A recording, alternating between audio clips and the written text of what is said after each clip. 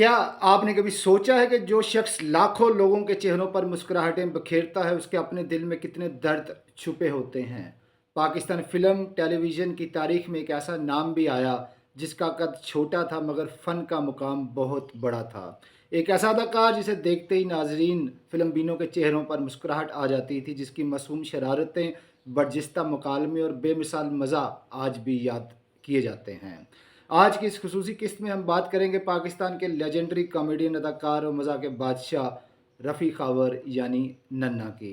अस्सलाम वालेकुम, मैं हूं मुदस्सर कदीर और आप देख रहे हैं फ़नकार दी पॉडकास्ट। रफ़ी खावर अल मारूफ नन्ना गुरदासपुर में पैदा हुए। तकसीम हिंद के बाद इनका ख़ानदान पाकिस्तान आ गया। ज़िंदगी आसान नहीं थी, हालात आम थे, वसाइल महदूद थे, लेकिन ख्वाब बहुत बड़े थे। नन्ना ने अपने फ़नी सफ़र का आगाज़ रेडियो पाकिस्तान लाहौर से किया। उनकी मुनफरिद आवाज़ और मज़ाहिया अंदाज़ ने जल्द ही लोगों की तवज्जो हासिल कर ली। फिर वो स्टेज, टेलीविज़न और फिल्म की दुनिया में दाखिल हुए और देखते ही देखते पाकिस्तान के मकबूल तरीन मज़ाहिया अदाकारों में शुमार होने लगे। ये वो दौर था जब पाकिस्तानी फ़िल्म इंडस्ट्री अपने अरूज पर थी और नन्ना हर फिल्म साज की पहली पसंद बन चुके थे। उनकी जोड़ी रंगीला, मुनव्वर ज़रीफ़ और दीगर फ़नकारों के साथ साथ खूब जमी, लेकिन नन्ना ने अपनी मुनफरिद शनाख्त हमेशा बरकरार रखी। फिल्म नौकर, जग्गा, बनारसी ठग, इंसान और आदमी, दिलां दे सौदे और दर्जनों दीगर फिल्मों में उनकी अदाकारी आज भी यादगार समझी जाती है। लेकिन नन्ना सिर्फ एक कॉमेडियन नहीं थे, यही उनकी असल ताकत थी। वो जब मजाक करते तो हंसी आती और जब संजीदा किरदार निभाते तो दिल पर गहरा असर छोड़ जाते। उनके चेहरे के तासुरात, मुकालमे की अदायगी और जिस्मानी हरकत में एक ऐसी कुदरती रवानी थी जो बहुत कम फनकारों को नसीब हुई। टेलीविज़न पर उनका किरदार अलिफ नून आज भी क्लासिक मज़ाहिया प्रोग्रामों में शुमार होता है।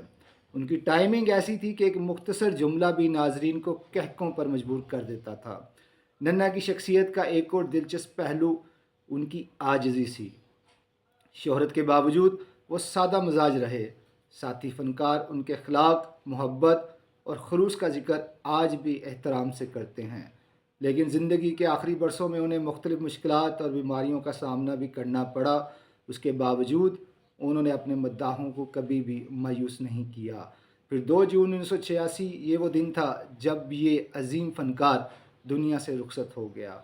मगर हकीकत यह है कि फ़नकार मरते नहीं, वो अपने फ़न में ज़िंदा रहते हैं।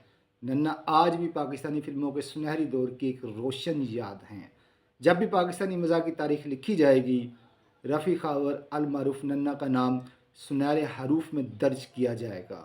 उनका कद छोटा था, लेकिन उनकी शख्सियत, मकबूलियत और फ़न का कद आसमान से भी बुलंद था, और यही एक सच्चे फ़नकार की पहचान होती है। दोस्तों, अगर आपको ये किस्त पसंद आई हो तो वीडियो को लाइक करें, ज़्यादा से ज़्यादा शेयर करें और कमेंट में बताएं कि नन्ना का आपका पसंदीदा किरदार या फ़िल्म कौन सी है।